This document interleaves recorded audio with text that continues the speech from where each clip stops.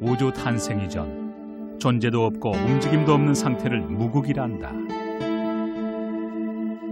영원할 것 같은 무국에도 시간은 흐르고 텅 비어있던 천지가 움직이기 시작한다. 이제 곧 탄생할 빛과 그림자를 품은 우주, 이것이 태극이다. 태극은 음과 양이 분화되기 전의 상태로 만물이 시작되는 근원이다.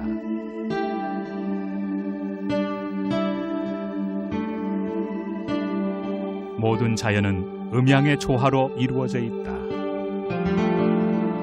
그래서 세상 만물은 작은 우주, 즉 태극이다. 사람도 태극을 품고 있으며 씨앗도 태극을 품고 있다. 봄이 되면 언 땅을 뚫고 태어날 새로운 생명을 품고 있는 것이다. 오행이란 말은 행이라는 글자의 본래의 의미대로 변화를 파악하는 방법입니다. 그래서 봄, 여름, 가을, 겨울을 인식한다든지 나무가 봄에는 싹이 나고 여름엔 잎이 커지고 가을에 결실을 맺고 겨울에는 또 앙상한 나무로 다시 돌아간다든지 하는 것 같이 시간의 흐름에 따라서 물질이 변화하는 모습을 파악하는 방법이라고 할 수 있습니다. 태극은 정지한 것이 아니라 음에서 양으로, 양에서 음으로 거대한 원을 그리며 순환한다. 팽창의 과정에서 처음 한 방향으로 뚫고 나오는 힘을 목이라 한다. 목을 통해 한 방향으로 뚫고 나온 힘은 사방팔방으로 흩어지는데 이것을 화라 한다. 한없이 흩어져 더 이상 흩어질 수 없는 상태가 되면 힘을 다시 모으기 시작하는데 이것이 금이다.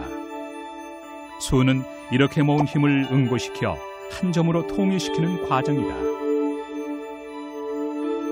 토는 목화 금수의 변화가 순조롭게 이루어지도록 중재하는 역할을 한다.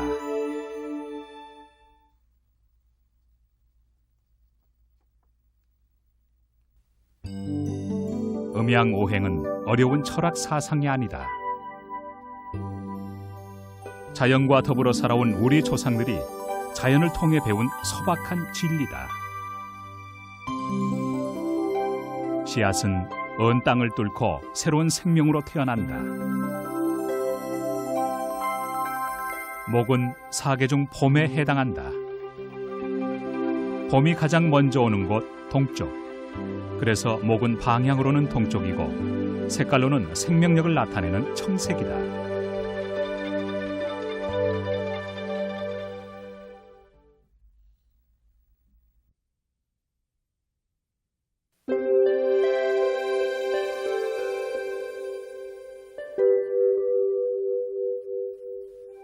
여름이 되면 봄의 새싹은 무성한 잎사귀를 피운다. 생명이 솟구치는 것이다. 화는 계절로는 여름이고 방향은 여름이 가장 긴 남쪽이다. 색깔로는 염천 하늘의 태양처럼 붉은색이다.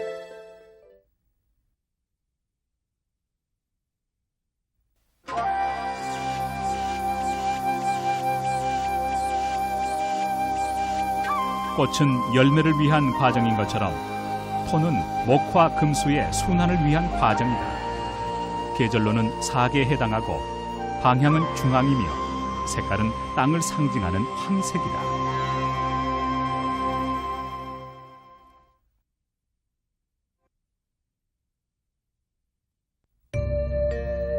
꽃이 지면 열매를 맺는다. 여름 동안 무성하던 생명이 다시 한 점으로 모이는 것이다. 금은 계절로는 가을이고 방향은 해가 지는 서쪽이며 색깔은 흰색이다.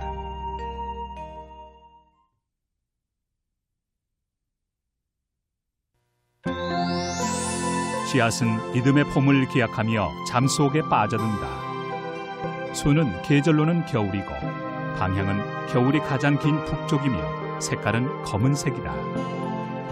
겨울이 봄을 위한 준비이듯 오행은 다음 단계로 건너가기 위한 과정이다. 때로는 서로 돕고 때로는 견제하며 끝없이 순환하고 있다. 상생상극이라는 것은 이 오행이 서로 도와서 살려주는 기운으로 작용할 때가 있고 이게 상생이고, 그다음에 오행이 서로를 견제하고 죽이는 그런 기운을 작용할 때 이게 상극입니다. 나무가 자라지만 나무 뿌리는 흙을 자꾸 파고 들어가지 않습니까? 그러면 이는 목극토가 돼요. 나무가 흙을 못 살게 한다는 거죠. 그다음에 이제 물이 흘러가는데 흙을 갖다가 막아버리면, 댐을 막아버리면 물이 흐르지 못하지 않습니까? 그러면 이거는 토극수가 됩니다. 흙이 물을 못 가게 견제해버린다는 거죠. 그와 마찬가지로 이제 불이 활발할 때 물을 끼얹으면은 이제 수극화가 되거든요. 물은 불을 견제해버리고 죽여버린다는 이런 원리로서 이제 상극이 나오게 되는 겁니다. 음양오행은 지금으로부터 약 5,600년 전 태호 복희 씨가 용마의 등에서 계시를 받아 만든 것을 공자가 철학적으로 해석한 것으로 알려져 있다. 전국시대를 거치면서 음양오행설은 새로운 정치 질서 수립의 이념적 도구로 유교와 도교에 영향을 미쳤고 점성술, 의학, 풍수지리, 민간 신앙에 이르기까지 동양 사상의 뿌리를 이루게 된다. 음양오행 사상을 괴를 통해 나타낸 것이 역으로 가장 유명한 것은 주나라 시대 주역이다.